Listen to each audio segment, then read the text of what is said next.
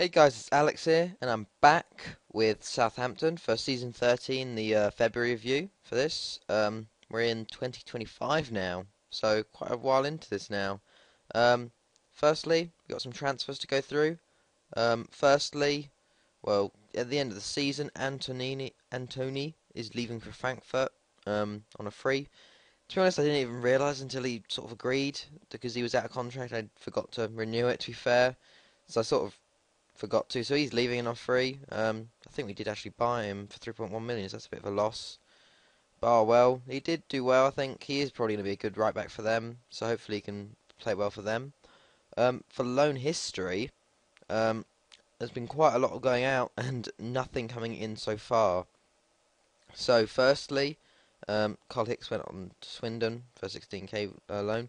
Paulo Matinho went to Stade Brestow for 29 for 9.5 million. To be honest, I wasn't looking to sell him, but they came in with a 9.5 million offer, and I'm just not going to deny it when he was about 2-3 million worth back then. So he's played a few games for them this season, but not many to be fair. But yeah, I was quite happy to get 9.5 million out of him. We released Jed Skidmore, who's actually playing for Liverpool. He's played quite a few for them this year, so he's probably doing pretty well. A few loans.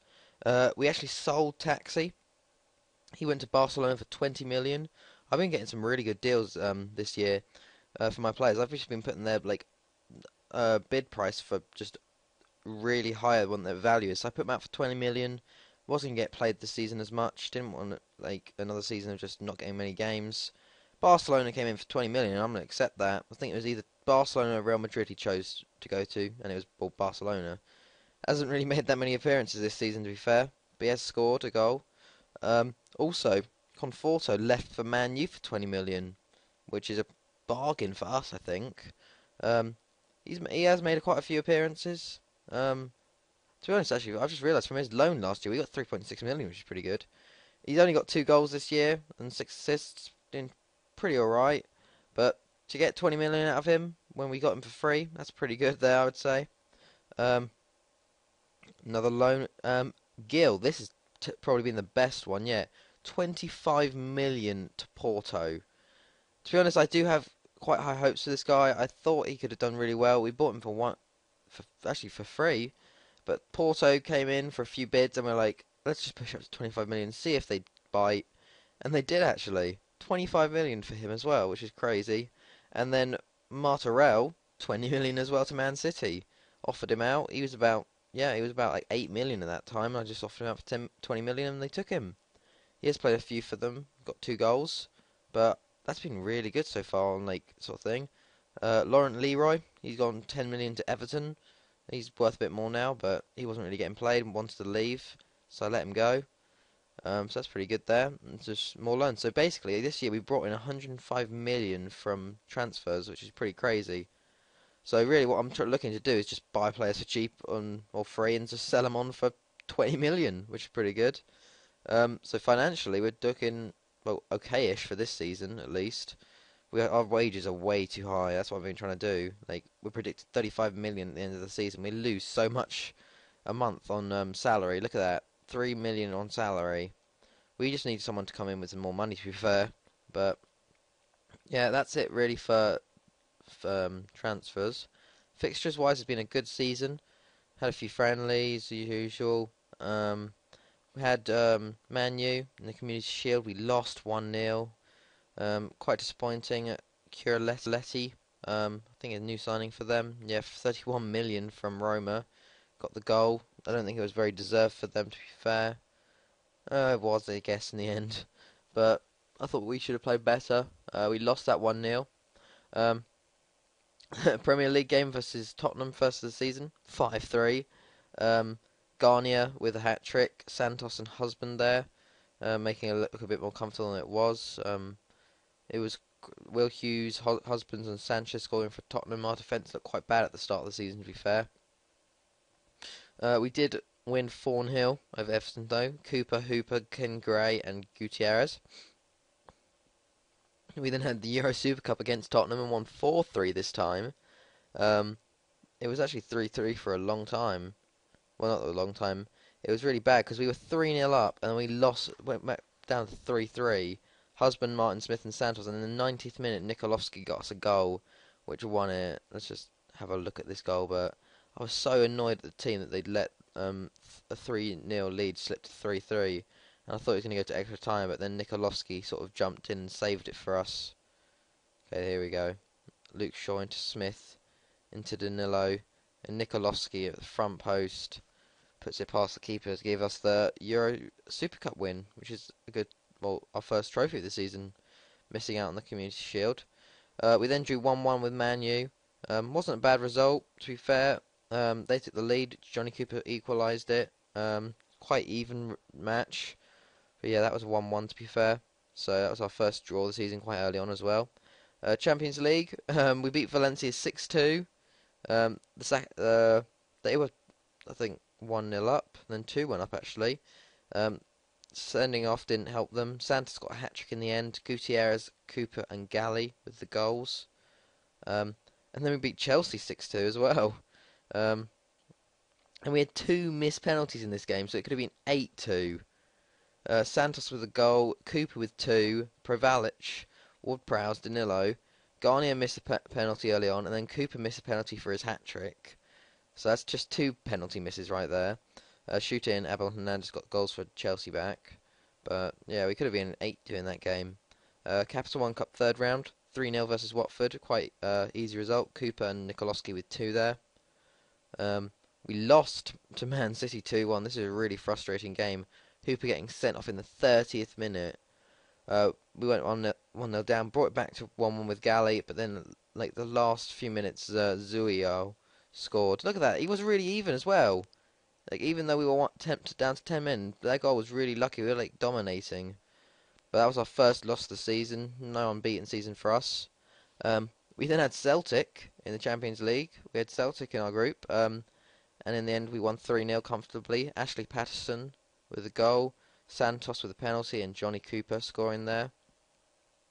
Went back to the Premier League. 4-2 versus Fulham. Galley, Gutierrez with 2 and Nikolovsky. Perry Campbell scoring for them. He's a very good striker. He's one of England's best strikers now, along with Husband. Newcastle beaten 4-0 comfortably. Santos with 2. Provalic and Garnier. Champions League group, where the last team to play against Copenhagen. Away we won 4-0. Galley, Gutierrez, Cooper and Santos penalty. Then Derby in the Premier League, 4-0. Gutierrez and a Garnier hat-trick. Derby have been doing amazingly this year. This was when they were like, I think, first or second. But yeah, we beat them 4-0 though. Capital One Cup fourth round, we got revenge over Man City away. This is quite comfortable, to be fair. Santos and Husband with goals there. Actually, well, it wasn't comfortable in possession stats-wise, but in the goals-wise, we were quite good. So that's a good 2-0 win there. Then we took on Sunderland in the Premier League at 2-1. Kind of squeaked this one, to be fair. They took the lead early on, but we brought it back, but we just couldn't get that last goal. But then Bakayoko in the extra time, 92nd minute, gave us the goal there to give us the win. A draw against Sunderland wouldn't have been good at all. But yeah, Copenhagen at home, we beat them 4-0. Another missed penalty from Gutierrez, but he did, I think, hit the rebound, but he got the hat-trick, and Ashley Hewitt with a goal there. West Brom, we beat 2-0 away. Martin Smith with a penalty and Danilo with the goal. Beat Middlesbrough 4-1. Danilo, Martin Smith and Garnier with 2. There we go. Champions League group versus Valencia, 3-0 at home, quite comfortable. Gutierrez, Provalic and Santos. 2-1 versus Swansea away. This was quite just like a close game too. Provalic, Santos with a 90th minute goal, which actually did matter because Kerim Fry scored in extra time, but that didn't make a difference then. Capital One Cup quarter-final, we beat Tottenham 6-0. This season, the Capital One Cup, we've been doing amazingly. Santos with 4, an own goal from Billy Crowther and Amar Provalic with the goals there. Wigan was 2-1 away. This is actually a close game as well, to be fair, if you look at that. Johnny Cooper taking the lead. Then they brought one back, and in the 92nd minute, he gets a goal again. So that's the second, 92nd minute winner there. And then we drew against Celtic away. This is a really annoying game. Fabian Monero put us up 2-0. In the last 10 minutes, they got 2 back. I was really annoyed. And the thing is, though, After this game, they were all talking about us like falling apart and stuff. I'm like, it's only a draw in a Champions League group that we'd already qualified like first for. Because if we look at the Champions League group, us and Celtic actually went up. Valencia didn't even get in. So in that game, I think like they were on 9 and we were on 15. So we were first anyway. So it didn't really make a difference. But there we go. Us and Celtic are through, to be fair, which is pretty cool.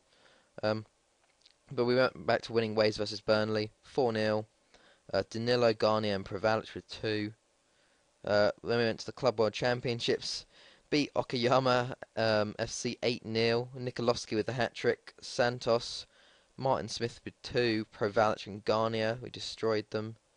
And then 3-2 in the final versus Velez, which is a lot harder. We did go to no, it wasn't 2-0. That was 2-0 up, 2-1, and then 3-1 up, and then they've got one back later on. But we won the Club World Championship, which is pretty good. I think the third time now.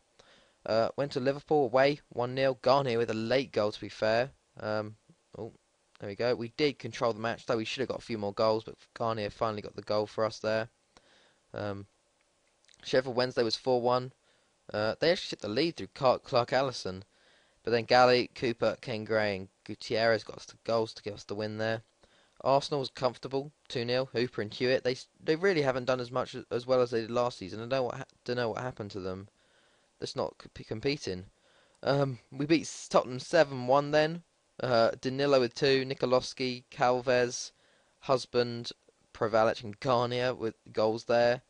Completely destroyed them. Don't even know how. Everton was 2-1.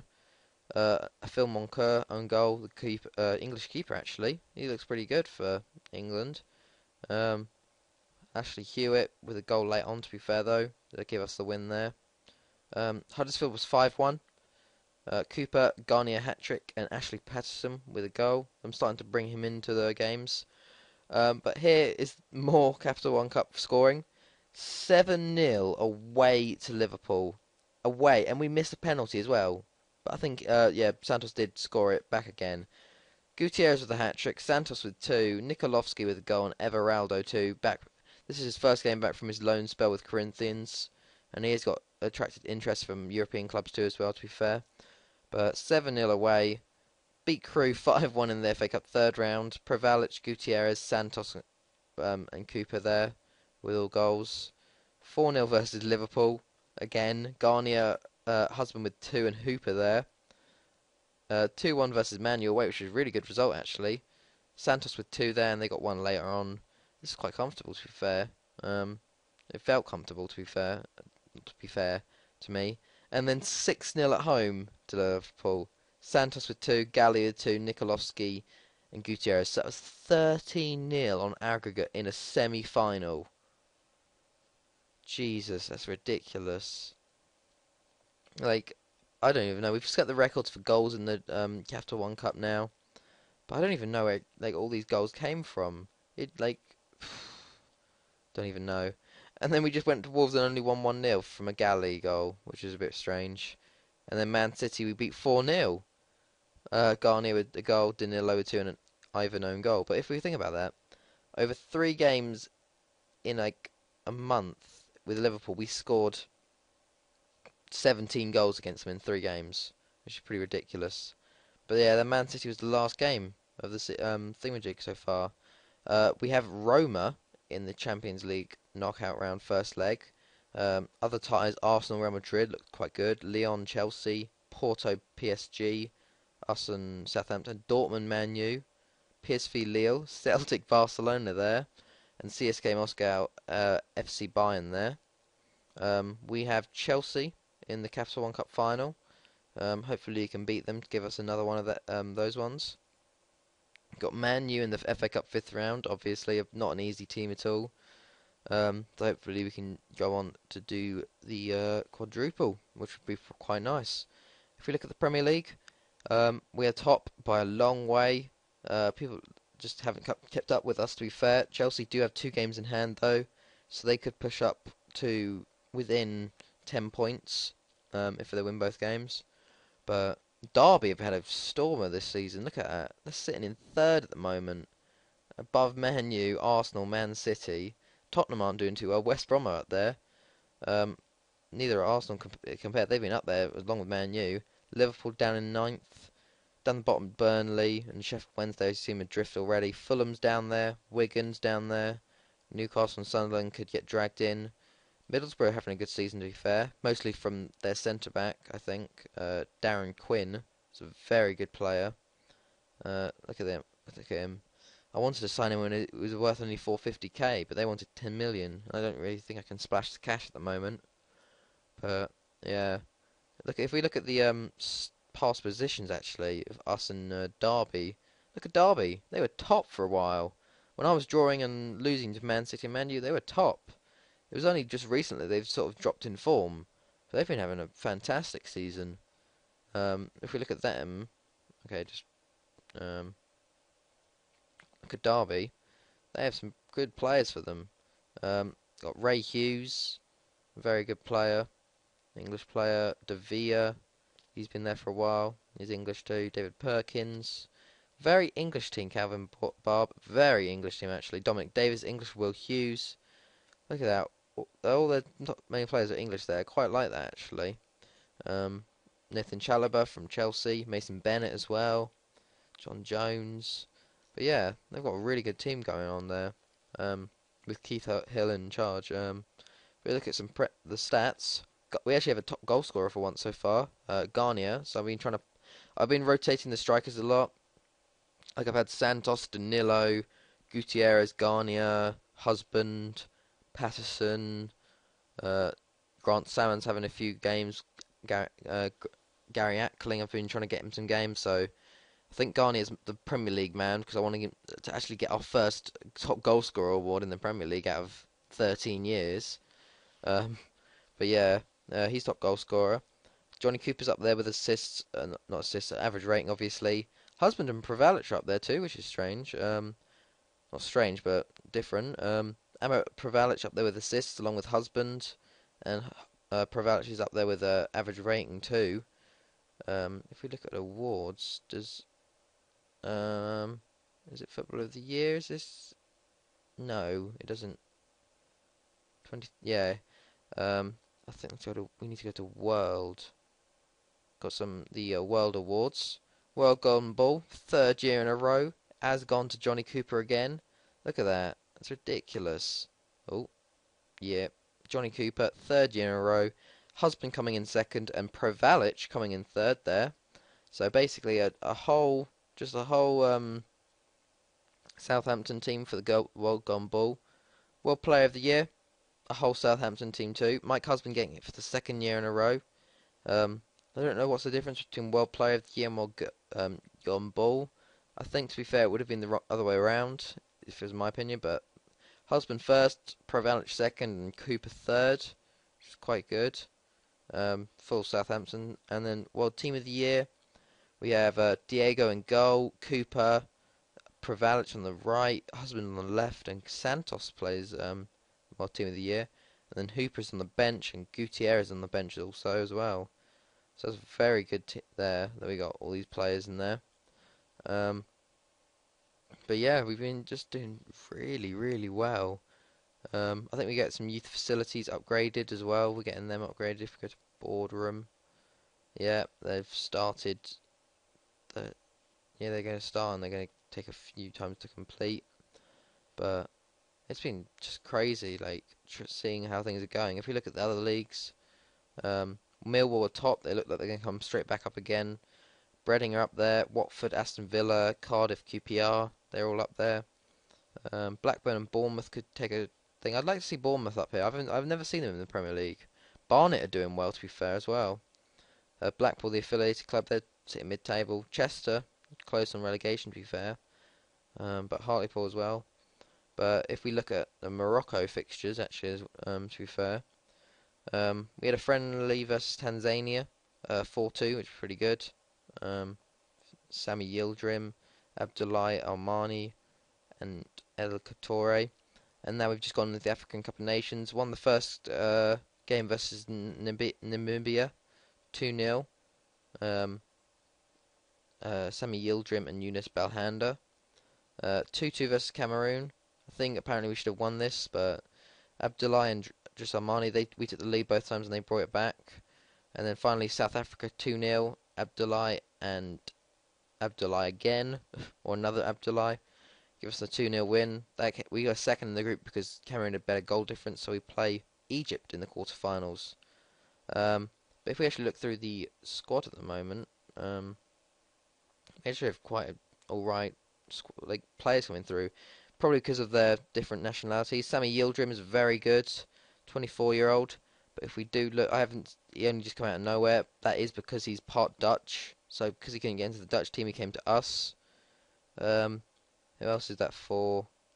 There was another player, really good striker as well. Don't know. There was another good striker. Where? No idea. But Yildirim, look at that, 5 stars.